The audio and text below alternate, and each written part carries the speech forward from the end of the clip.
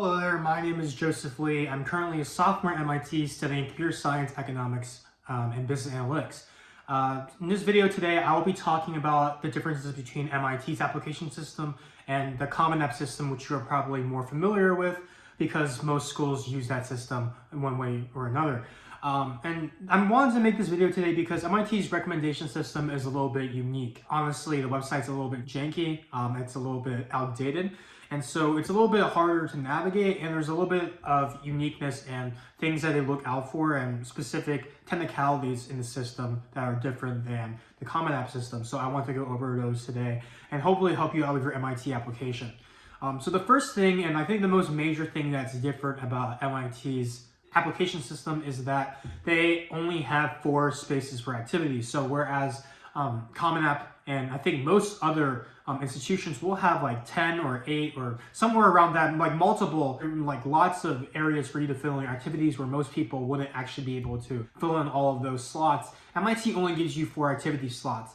And the way I usually thought about this when I was applying, when I talked to people about MIT's application, is that it's kind of like a depth versus breadth situation. What I mean by that is when I talk about depth with D, it's kind of like the other schools, they want to know everything you've done, and they only give you like, I think it's a 150 character word limit on your description for activities. So they don't care as much about what you specifically did, or at least that's kind of what they're communicating, all the schools in the Common App, that they aren't as necessarily concerned about learning all the details about everything that you did, but more so just learning about all the activities and all the like different things you did, and not as concerned about the nitty-gritty parts of those things. Whereas MIT, they give you a much bigger word limit. I think it's about 40 words or 50 words that they give you on the MIT application to actually talk about your activities and say what you did and your accomplishments. And that basically is them subliminally saying that they don't care nearly as much about how many things you did, more so about like how deeply you went into those specific things. So for example, on my Common App, I think I put down 8 activities. They consisted of things like tennis, high school tennis, so like out of school tennis, high school tennis, 2 different STEM clubs that I did, volunteer activities that I did, and smaller sort of hobbies that I had. And that added up to about 8 things. And you can see there that I basically had 2 tennis activities, I had 2 STEM activities, I had hobbies there that weren't really that important, but I just put them there because I had space to do so. And what MIT is trying to do is kind of filter out those less important things that you did, specifically like hobbies, things you didn't spend as much time on, because you can ultimately still write about activities that you did that were less important to you in the additional information section. But when it comes to the actual activities section where you can elaborate a ton about certain things that you did, they only give you 4 slots for you to actually talk about those things. So I think it's important for you to first of all just go through your activities and realize and think about like what are the activities that are 1, most important to you personally, 2, the ones that you spend the most time on, and 3, potentially ones that you have the most to actually write about in terms of achievements and what your responsibilities were for that. And so those are 3 criteria that I use personally in order to figure out both on my Common App and my MIT app what order to put those activities, because I think generally speaking, most schools will want you to have your highest priority or highest importance activities at the top, and then go in descending order until the least important activities at the bottom. So again, I think it's just important to realize what your most important activities are, especially for your MIT app, because you have a very limited space to do so. If you have 2 very similar activities, like I said, I had club tennis and high school tennis, I basically just combined them into the same thing and clarified my achievements for both things. But I think it's also good to consolidate your activities into one thing. If you really have a lot of activities you would want to write a lot about, but some of them are very similar, then you can do that. And it would be easier for you to deal with, I think, if you really wanted to write about those things. And general advice about the activity section, I have an entire separate video on the activity section for the Common App you can check out later after this video. It's on the Linkstory website as well. But basically, I would say you just want to be as specific as possible. By that, I mean, you also hear this advice about resumes in the future when you're applying for jobs and applying for internships. But one thing that people will always stress is that you want to have as many numbers in your activities description as possible. Basically, you want to say like maybe I taught 10 kids versus saying I taught children how to play tennis. It'd be better for you to say I taught 10 children to play tennis. I taught 20 children to play tennis. So saying you raise money for an organization, say I raised $3,000, I raised $10,000. And one more thing is like, instead of saying I ranked highly in a state competition, say I got 5th place at the state, I got 10th place at the state.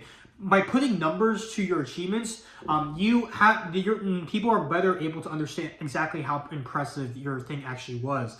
And when people tell me that sometimes that the number associated with what they're saying isn't as impressive, so maybe you're saying you only raised $500, maybe you placed 25th at state, it's still important to have those numbers in my opinion, because it shows that, first of all, you're not really, these are things that are verifiable. So I think it's a lot less likely for you to be lying about something. I'm not saying that if you are ranked in Vega, you'd be lying about it, but it's a little bit more fishy when you just say, I ranked highly at state, I raised money in general for something, rather than saying how much money exactly you raised and saying what exactly you placed at state. So I'd say whenever you are able to, please put numbers in order to be more specific about your activities. Okay, and then I think another thing I wanted to address was the recommendation system. So MIT is a little bit unique, and when they really give you the opportunity to, on top of the 2 recommendations from teachers that they already provide, they already want you to provide, they give you the option to get a 3rd recommendation from a different person. It doesn't have to be a teacher.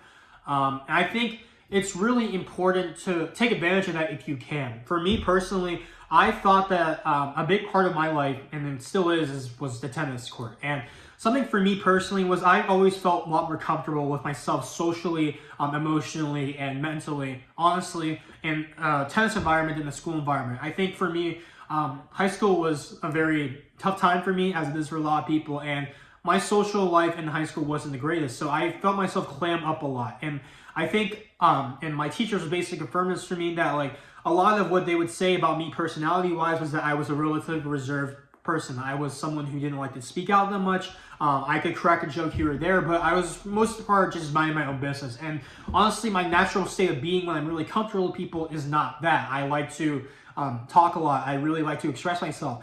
And so when I thought about recommendations and people I could get recommendations from, I saw MIT have this ability, give you this ability to get a recommendation from someone who wasn't academically oriented. I really wanted to go for my coach because he's seen like me outside of academic context. He's seen how I act when I'm more comfortable with the people around me. And so if you have recommendation from someone who sees a different part of you, it doesn't have to be non-academic. And I think I've read that it could be like someone you did research with. Maybe it can still be another teacher. Maybe if that teacher is seeing a different side of you. Just if there's someone who has a unique perspective than the people who are giving you recommendations already for the 2 requirements, I would say like go for it. The one thing I would caution is you have someone who might be like a little different, but for the most part has seen you in the same type of context or might not have that much different to say than your other recommenders. I would say that it would be a better idea to maybe hold off on that because this holds true for a lot of applications in general. If you have information that isn't necessarily that important or that useful and not that unique compared to the rest of your story you're conveying on your application, it's oftentimes better to leave that off because a lot of admissions officers, they're human. Like obviously they're all human, but minor inconveniences, they can impact your final judgment. Like imagine you're sitting there for like 10 hours or something, and you're sitting there, you're looking at people's applications and you see this person has like 3 of the same recommendation, they're all saying the same thing, you might be slightly annoyed by that. So if you really don't have a third recommender that has unique things to say about you compared to the other 2, I would say try to hold off on that because you can mildly annoy your admissions officers and that could lead to a slightly lower chance of getting in, and that's not what we want. And in terms of the unique criteria that I think people think MIT admissions considers, obviously it's a STEM school. It's very much orientated over science, math, technology. But I think it would be wrong to say that you have to have super impressive STEM accomplishments already get in. I did not. I honestly, like I had slightly moderately impressive things. Like I placed at state in math team and another STEM competition team, but I never really placed on national level. It was all state level stuff. It was all like normal high school organizations. It wasn't like this science Olympiad stuff or like chemistry Olympiad, biology Olympiad, math Olympiad. I never did that stuff. I didn't do research. All my main activities were really just tennis related. And so I think it's honestly naive to say that you have to be like this sort of STEM genius. I think it's important to get good grades, obviously, to show that you're interested in STEM. It's important to do well in your standardized tests, but I don't think extracurricularly outside your academics, you have to be super impressive. I know a lot of people at MIT who are super impressive. They founded companies before they hit MIT.